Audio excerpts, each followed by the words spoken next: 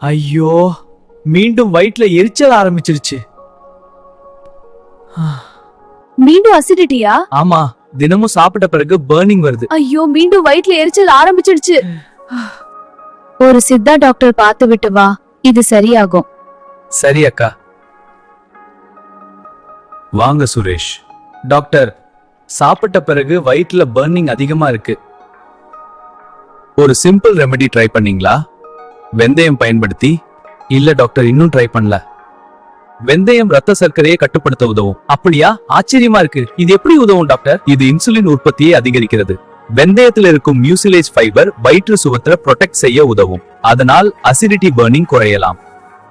இரவு 1 டீஸ்பூன் வெந்தயம் நீர்ல ஊற வச்சு காலை அதை சாப்பிடுங்க. அட டாக்டர், இது ரொம்ப ஈஸி ரெமெடி இருக்கே. மிக்க நன்றி டாக்டர். இதுதான் நமது சித்த மருத்துவம் சொல்லும் உணவே மருந்து தத்துவம்.